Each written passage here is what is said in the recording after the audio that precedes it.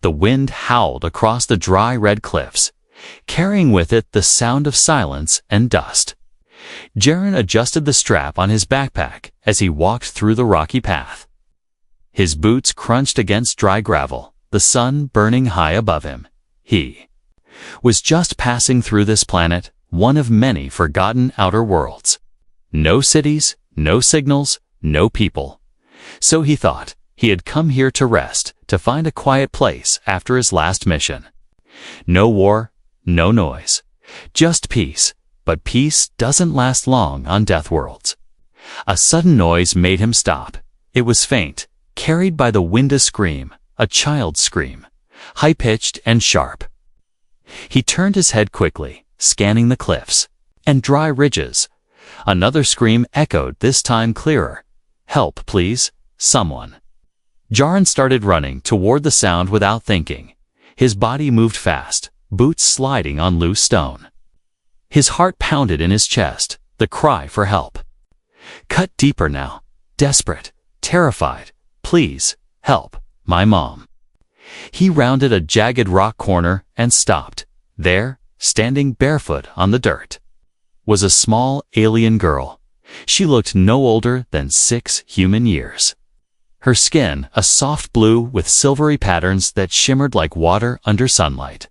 Her eyes were wide, glowing with tears, and her small body shook. She had scratches on her legs, dust all over her clothes, and dried blood on her elbow. Jaren raised his hands slowly, crouching down. Hey, it's okay," he said gently. The girl looked up at him, then ran forward and grabbed his hand with both of hers. "Please, human, help. My mom is trapped in the Sky Hunter's nest," she sobbed. Jaren blinked, unsure if he heard her right. Sky Hunter's nest. That was just a story, a local myth he had heard in passing from other travelers. A place high in the cliffs where giant winged beasts lived, hunters of the sky, fast and deadly.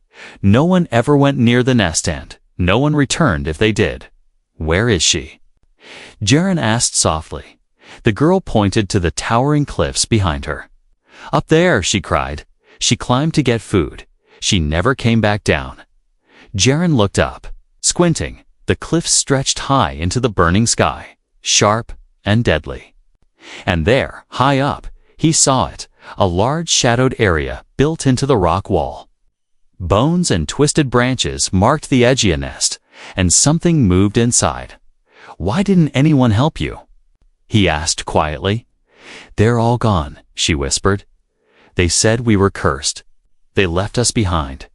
Jaren felt something heavy in his chest. He looked at the child, so small, so scared. Standing in the dirt with hope in her eyes, she wasn't asking for riches, not for food, not for herself, just for someone to save her mother. He could walk away, pretend he didn't hear. He could say it was too dangerous, but something inside him refused. He stood tall and took a deep breath. "All right," he said, his voice firm. "Take me there." The girl's eyes lit up, and she grabbed his hand tighter. "Really? You'll help?" "I'll try," he said, "but I'll need you to be strong for me." She nodded quickly. Wiping her face, "I'm strong," she said. "I can lead the way." They started walking together toward the cliff path. The wind howled again, louder. Now, like it was warning them, far above.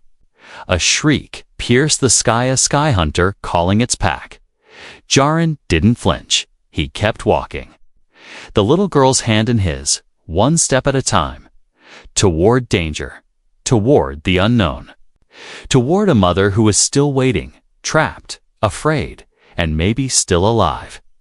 In the silent space between each footstep, Jaren felt something stir, not fear, but purpose, and above them, the nest waited, watching. The cliffs rose like jagged teeth against the sky, sharp and silent. Jaren followed the little alien girl as she led him across a narrow trail. The wind picked up with every step, howling through the gaps in the stone. She held his hand tightly, her small fingers cold and trembling, but she didn't cry anymore. She didn't speak. Only her eyes showed the fear growing inside her. They stopped at the edge of a long rock slope. The girl pointed upward, her voice almost lost in the wind. "There," she said. That's where she climbed. Jaren looked up. Far above, in the shadow of a broken peak, was the sky hunter's nest. It didn't look like much from a distance, just a pile of twisted wood and bones, but even from here, Jaren could feel it. Something heavy, something alive, watching, waiting. The air was colder here, thinner, like the mountain itself held its breath. "Why did your mom go up there?" he asked, still watching the nest. The girl lowered her head, her voice small. She heard the creatures were gone, just for one day, she said. She thought she could find eggs, or food, or maybe something dropped by other people who didn't. "Make it," Jaren frowned. "She told me to wait down here, to hide if the wind screamed." "But she didn't come back," she added, her voice cracking. Jaren crouched in front of her, placing both hands on her shoulders. "You did the right thing by staying safe," he said. "You're very brave." The girl looked at him with wide, scared eyes. "But what if she's gone?" She whispered. "Then I'll bring her home," he said, not blinking. "No matter what." She nodded slowly, her trust placed in him like a fragile gift. Then she pointed to a narrow path carved into the rock wall. "She went that way," she said, "but it's steep and dangerous." Jaren stood, looking at the path, barely more than a crack in the stone. Loose rocks, crumbling edges, and jagged spikes lined the sides. The trail seemed to vanish halfway up, swallowed by clouds. And shadow, locals had once called this path the Bone Ladder, 'cause only bones ever came back down. Jaren tightened the straps on his gear, adjusted his boots, and pulled on a pair of climbing gloves. "Stay right here," he told the girl. "Hide if anything comes near. But don't move until I return." The girl hesitated, then reached into a small pouch around her waist. She pulled out a tiny pendant made of bone and string. "My mom gave me this," she said, pressing it into his hand. "It keeps us safe." Jaren looked at it for a moment, then tied it around his wrist. "I'll bring it back to both of you," he promised, with one last look at her. He turned to face the cliff and began to climb. The first few meters were easy, just loose gravel and small ledges. But as he went higher, the wind became stronger. It pushed at him like invisible hands, testing his balance. Dust and feathers floated in the air, signs of recent activity. Halfway up, he paused to rest. Finding a small outcropping to catch his breath, he looked down and saw the little girl, now barely a dot below. She sat still, hugging her knees, her eyes never leaving him. He looked up again, and this time he saw movement. A large feather drifted from the nest above. Then a screech split the sky, sharp and angry. Jaren pressed himself against the rock, heart pounding. Something was still up there, maybe more than one. Still, he climbed, hand by hand, foot by foot. Every muscle in his body burned, but he didn't stop, not for the girl waiting below, not for the mother who might still be alive. Near the top, the stone was blackened, as if scorched by fire or lightning. Bones were tangled in the nest walls, long and brittle. Jaren reached the final ledge and pulled himself up. The nest was right in front of him now. It was massive, bigger than a house, made of dead branches, alien metal scraps, and broken armor. And there at the far edge was her, an alien woman pinned under a thick branch, barely moving. Her skin was pale, her breathing shallow. She looked up slowly as Jaren approached. Her eyes widened in shock. "A human?" she gasped. "I'm here to help," Jaren said quickly. Dropping to his knees beside her, he touched the branch too heavy to move alone. "You came for my daughter," she whispered. Jaren nodded. "She begged me," he said. "She never gave up." Tears filled the mother's eyes as a loud screech echoed through the air again. Jaren froze. The sky hunters were returning, and time was running out. Jaren didn't move. The shriek of the sky hunters echoed again, louder this time. It came from above, not far maybe, 2 or 3 of them circling back to the nest. The mother's breathing was weak, her chest barely rising under the heavy branch. Jaren scanned the nest quickly, looking for anything he could use. Nothing but bones, sharp sticks, and a thick branch pinning her down. The alien woman's arm was bleeding, her leg twisted unnaturally. Still, she looked up at Jaren with tired, surprised eyes. "You're not one of us," she whispered, her voice dry. "Why are you here?" "Your daughter asked me," Jaren replied, gripping the branch with both hands. She didn't give up.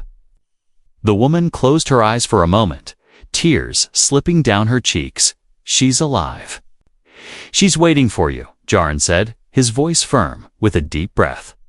Jaren pushed against the branch. It didn't budge. He tried again, using all his strength, digging his feet into the nest. Still nothing. The wind roared suddenly, and a giant shadow passed overhead. Jaren ducked, pulling his cloak over them both. A sky hunter flew by, its wings massive, its body like black steel covered in feathers. Its yellow eyes scanned the nest, but it didn't stop. Not yet. Jaren looked at the woman, then around the nest again. He spotted a broken piece of metal. Armor, probably from a previous victim. He grabbed it and wedged it under the branch like a lever. "On 3, he said. "When I lift, pull your leg free." The woman nodded, bracing herself. 1, 2, 3. Jaren pulled with everything he had, grunting, teeth clenched. The metal creaked. The branch lifted just enough. The woman cried out in pain as she dragged her leg out. Jaren dropped the branch and grabbed her. Pulling her close, she was shaking, her body cold. But she was alive. Another screech rang out, this one closer. Jaren turned his head, and there it was. A sky hunter landed on the far edge of the nest, its claws crunching on bones. It opened its beak and let out a scream that made the stones shake. Then 2 more landed beside it, their wings folding, their eyes locked on him. The mother whimpered. "It's too late." "Leave me." "No," Jaren said, pulling a flare from his belt. "Close your eyes." He lit the flare and threw it between them and the sky hunters. The sudden burst of red light and smoke made the beasts hesitate. One of them flapped its wings in confusion, stepping back. That was enough. Jaren lifted the mother over his shoulder. Careful but fast. Her body was light, too light. She had barely eaten in days, maybe more. He found the edge of the nest and began the descent. Each step down was harder, with the extra weight and the wind pushing against him. He slid once, catching himself with one hand. The mother groaning on his back. Above them, the sky hunters screeched again, diving forward. One of them swooped close, claws slashing through the air. It missed by inches.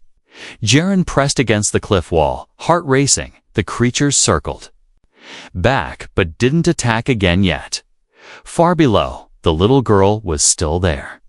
She had not moved, not even once. She saw him and shouted, "Mom, human." Jaren felt her voice push him forward. He began to move faster, despite the risk.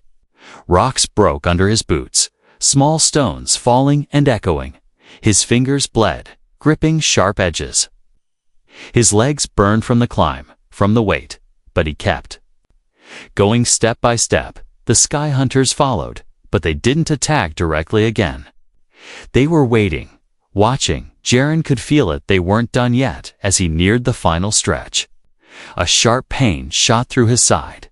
A loose stone gave way, and his foot slipped. He dropped a few feet, hitting a ledge hard. The woman cried out, her injured leg twisting. Jaren grunted and adjusted her quickly. "No dying today," he whispered. Then, finally, he reached the bottom. The little girl ran forward, tears pouring down her cheeks. "Mom," she cried, reaching for her. The mother raised her hand weakly, touching her daughter's cheek. You waited.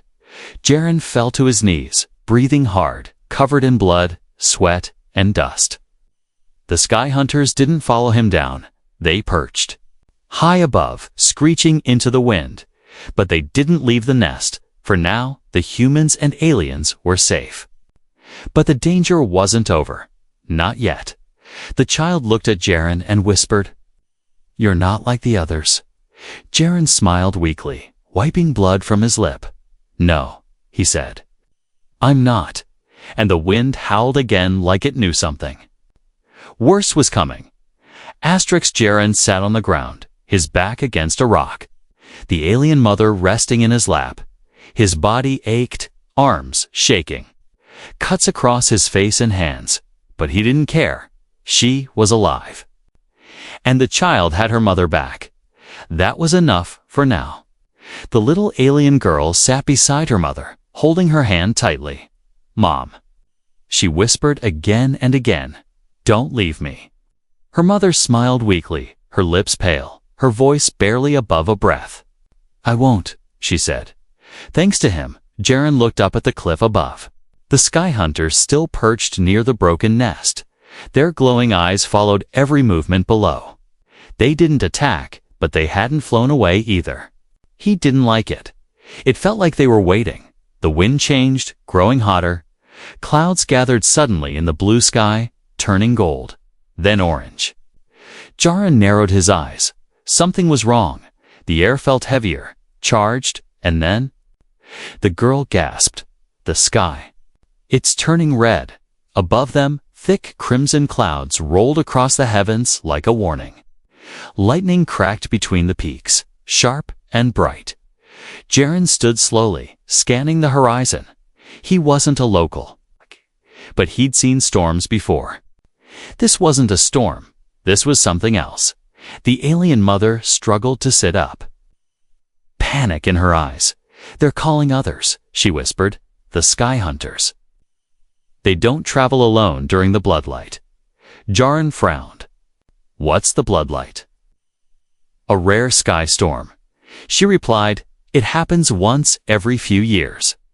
"It drives them mad." Far above, the sky hunters shrieked again louder. Wilder, their wings spread wide, glowing red under the changing sky. One of them dove suddenly, circling low over the rocks. Jaren pushed the child and mother behind a large boulder. "Stay down," he ordered, drawing his flare gun again. But this time, he only had one flare left. The creature landed nearby, screeching and snapping its beak. Its wings scraped the ground. Kicking up dust, Jaren stood firm, arm raised, ready to defend. But he knew he couldn't fight them all. Not alone, not like this. Another screech answered the first, this one from the horizon. Jaren turned his head, and his heart dropped in the distance. More sky hunters were coming. 5, maybe 6. Flying fast through the red sky like dark arrows. "They're calling the flock," the mother said, fear in her voice. "We have to hide." Now, Jaren helped her up, supporting her weight. "Where?" He asked the girl, "Is there a place nearby?" She nodded quickly. "There's a cave, my mom used it before. It's hidden behind the stone teeth." "Stone teeth?" He repeated. She pointed to a cluster of tall, jagged rocks not far away. "They look like monster teeth in the ground. That's what I call them." Jaren didn't argue. He lifted the mother again, and they ran. Ran. The girl followed. The wind howled louder, and the red sky deepened. Feathers rained down from above, some still warm from the creatures' bodies. They reached the stone teeth, and the girl led them to a narrow opening. It was barely wide enough for Jaren to squeeze through. Inside, the cave was dark, cold, and quiet, safe, for now. Jaren set the mother down gently and lit a small emergency light from his pack. The girl sat beside her again, whispering stories in her ear, trying to keep her awake. Jaren stood near the entrance, watching, waiting. Outside, the sky roared. The sky hunters shrieked louder than before, and more of them arrived. The nest above was no longer quiet. was alive with movement and sound.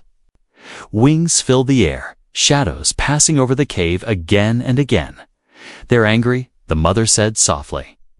"Because you touched their nest," Jaren nodded. "They can stay angry as long as you're both safe." He handed the girl some water and gave her mother a protein bar from his supplies. "Eat this," he said. "Even a little will help." The mother looked at him like she had never seen a human before. "You risked everything for us," she whispered. "Why?" Jaren paused, then smiled. "Because someone should." He said simply. Then came a sound that froze them all.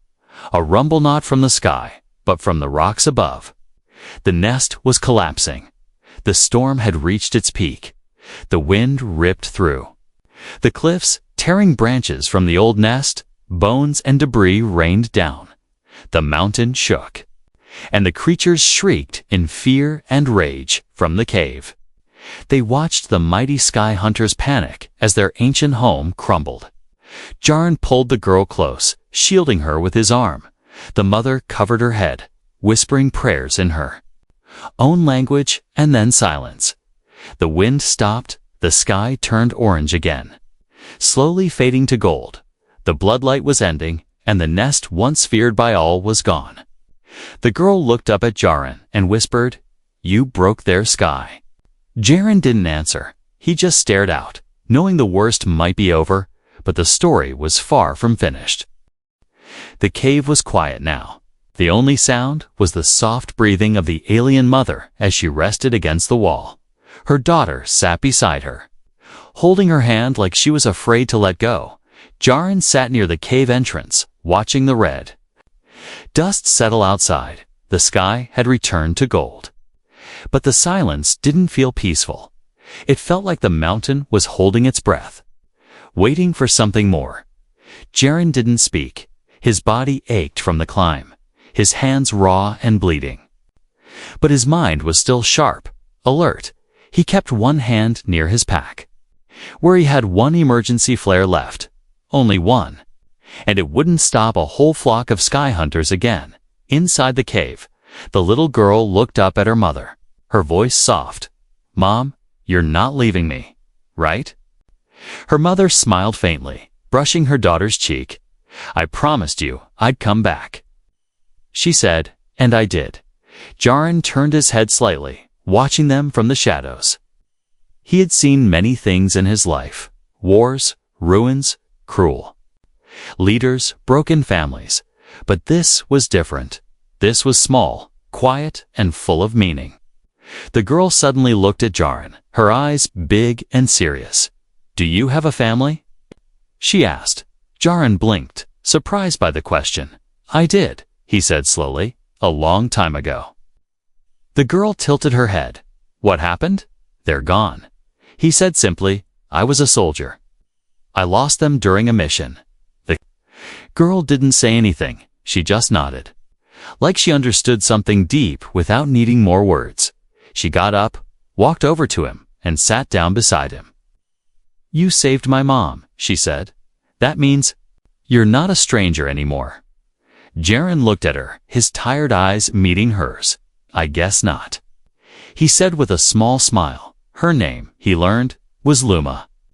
Her mother's name was Sarani. They had once been part of a traveling clan, one that lived by moving across planets and trading goods. But a sickness had spread through their group months ago. Many died, others ran. Luma and her mother were left behind, marked as carriers even after they recovered. They were afraid of us, Sarani said quietly. Even after we were no longer sick, we tried to join another settlement. But they turned us away. No one would help. Jaren listened, not with pity, but with respect. They had survived on their own, despite fear, hunger, and isolation. And even when they were starving, Sarani had climbed the deadly cliffs for her daughter. That kind of strength deserved more than silence. He reached into his pack and pulled out 2 protein cubes and a small water pouch. He handed 1 cube to Luma, the other to Sarani. "Eat slowly," he said. "Your body needs time." They ate quietly. The mood calm outside, the wind began to die down, and the sound of wings faded. The sky hunters were gone, or at least hiding for now. Jaren looked at the light fading across the canyon floor. Night was coming, and they needed real shelter. Not just a cave. He stood up, brushing off dust. "We need to move before dark," he said. "It's safer in numbers, and I know a nearby outpost." Sarani nodded. Slowly standing with his help, her leg was still injured. But she could walk if she leaned on him. "I never thought I'd trust a human," she said. Jaren shrugged. "I never thought I'd carry an alien mother down a cliff." They both smiled, tired but real. Luma walked between them, holding both their hands as they stepped out of the cave. The sky above was now a deep purple, stars beginning to shine. Behind them, the nest of the sky hunters lay broken, a symbol of fear. Now, destroyed as they walked across the dry land. A strange silence followed them. Not fear, not danger, just a quiet kind of peace. A bond had been made on that mountain, not just between a human and two aliens, but between people who had no one, and chose to stand for each other anyway. They walked through the night, one step at a time, and though Jaren said little, inside his chest, something was changing. He wasn't just a traveler anymore. He wasn't just a soldier or a survivor. He was something more now. To Luma, he was hope. To Sarani, he was safety. To himself, maybe he was finally home. And as the stars glowed above them, Luma looked up and whispered, "Promise you won't leave." Jaren squeezed her hand gently and said, "I'm not going anywhere." The sun had not yet risen when Jaren, Sarani, and little Luma reached the edge of the outpost, to a handful of stone shelters built along a canyon wall.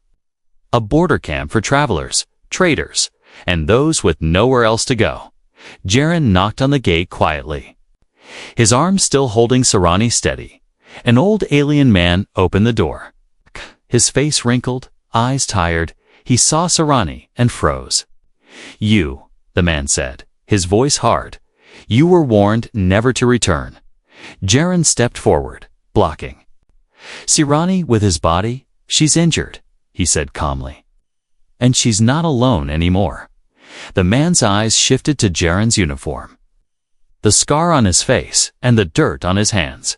He looked down at Luma, who stood silently, eyes wide, holding her mother's hand.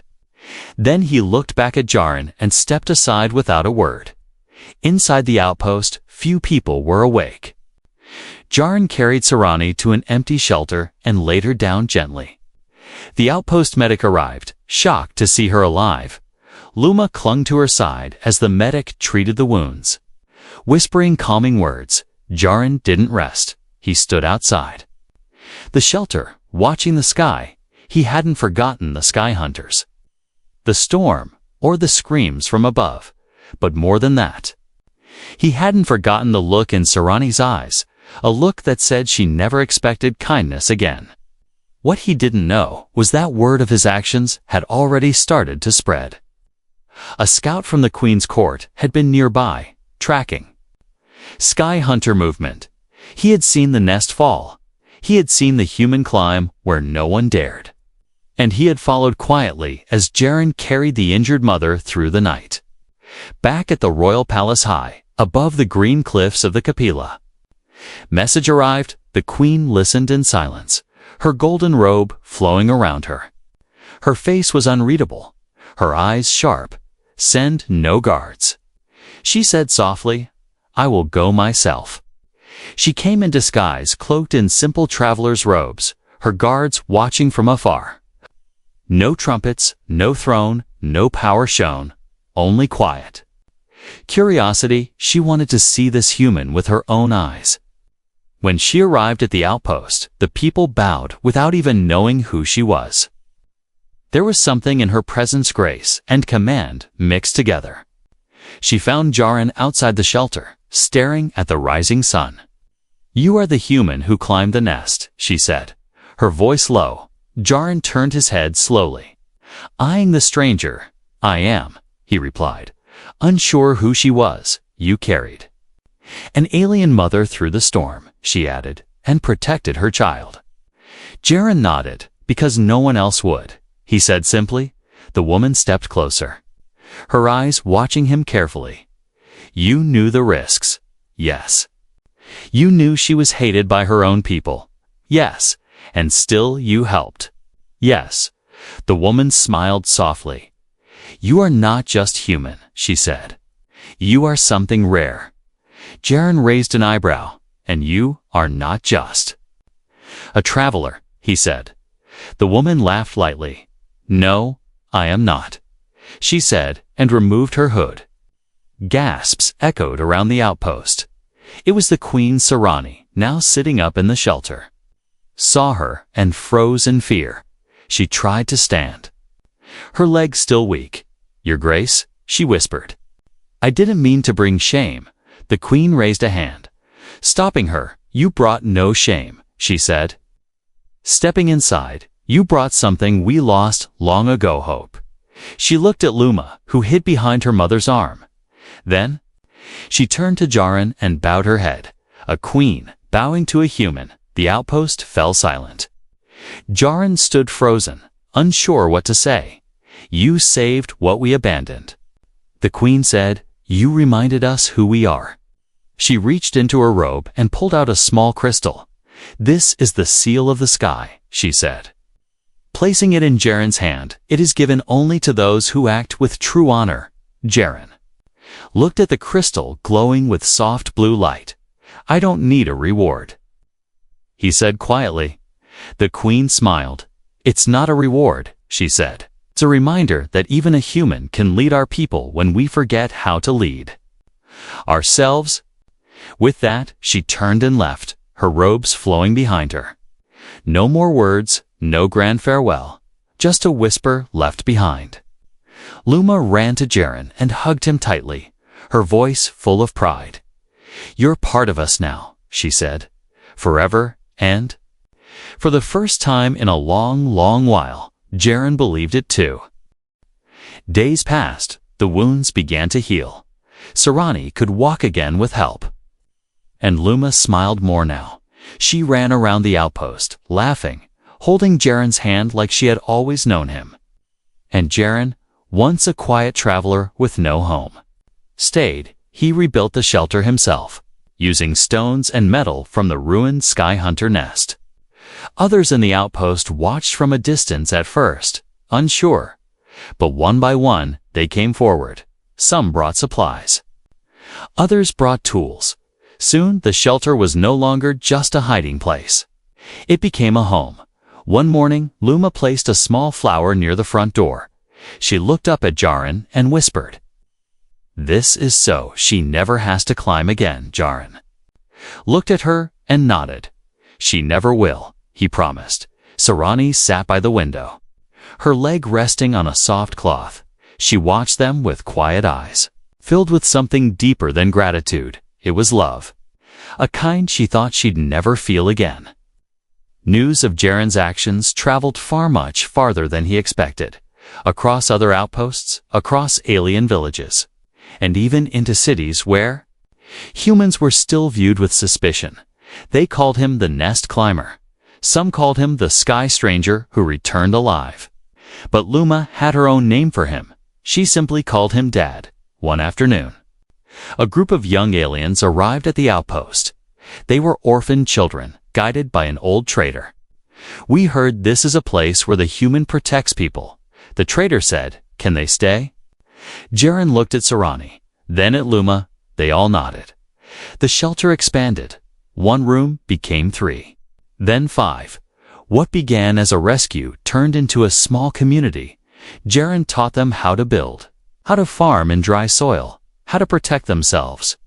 He never raised his voice. He never asked for anything. One night, under a sky filled with stars, Luma sat beside him. She leaned against his side and whispered, Do you miss your old home? Jaren thought for a moment, then shook his head. No, he said. Because I found a new one. That same night, the queen returned. No guards, no caravan. Just her and a single starhawk. She walked to the fire and sat across from Jaren. "I've watched your work," she said. "Your kindness is changing more than this outpost." Jaren didn't respond at first. He just stared into the flames. "I'm not a hero," he said.